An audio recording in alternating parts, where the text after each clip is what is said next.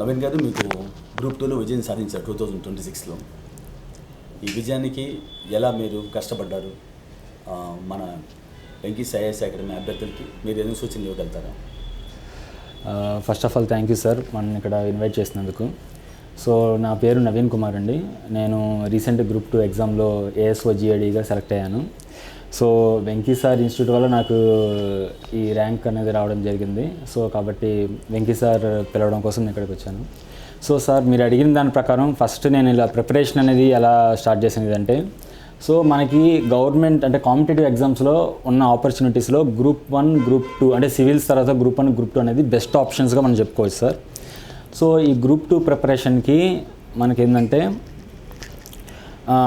Only objective type ఉంటుంది కాబట్టి, so group 1కి సివిల్స్ ప్రిపేర్ వాళ్ళకి చాలా మంచి ఆపర్చునిటీ అని మనం చెప్పుకోవచ్చు.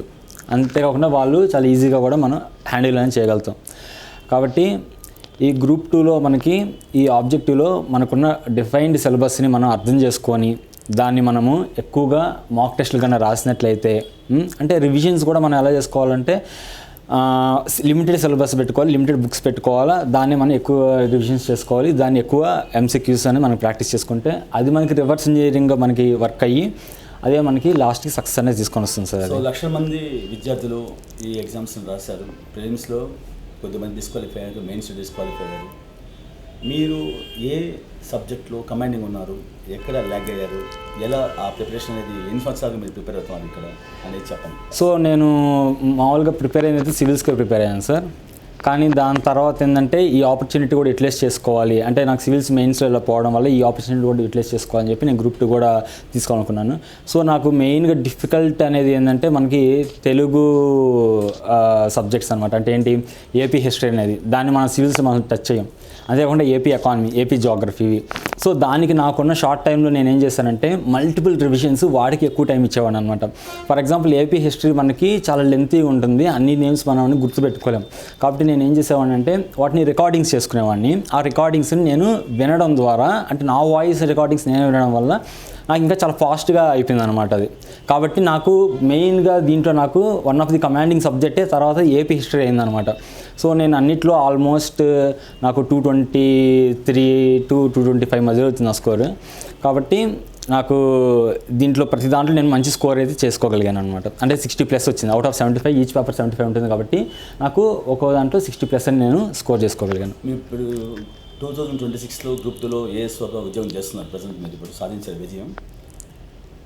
అభ్యర్థులకి ఇప్పుడు 2026లో మళ్ళీ నోటిఫికేషన్స్ పడుతుంది, 750 పోస్టులు. ఈ అభ్యర్థులకి కొత్తగా రాసేవారికి మీ యొక్క టిప్స్ ఏదైనా చెప్పగలుగుతారా గ్రూప్ 2లో?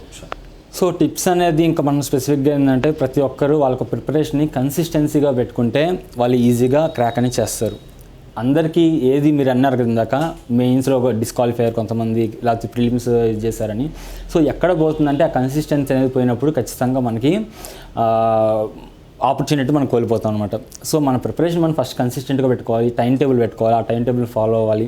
అంతేకాకుండా మనం ఇందాక నేను చెప్పినట్టుగా ఆ సోర్స్ని మల్టిపుల్ రివిజన్స్ చేయాలి.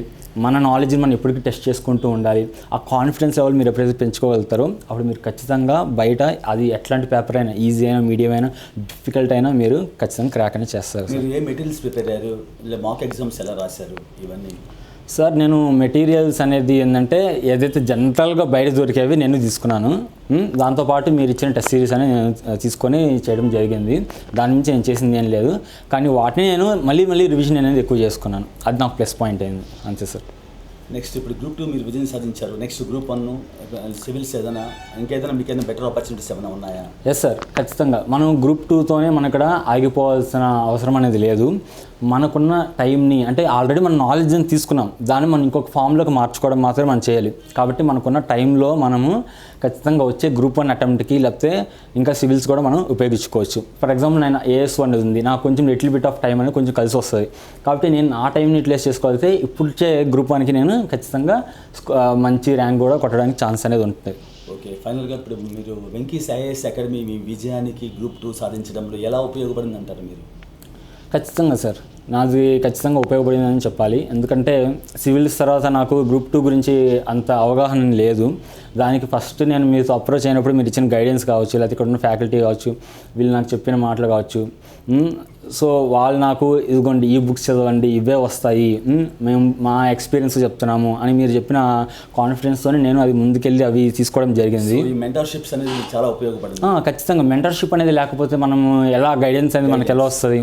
సో మెంటర్షిప్ ఇక్కడ మనకి గైడెన్స్ అని మనం చెప్పుకోవాలి. కాబట్టి నాకు చాలా హెల్ప్ అనేది అయ్యింది. సో దీనికి నేను మీకు చాలా థ్యాంక్స్ అని నేను చెప్పుకుంటున్నాను.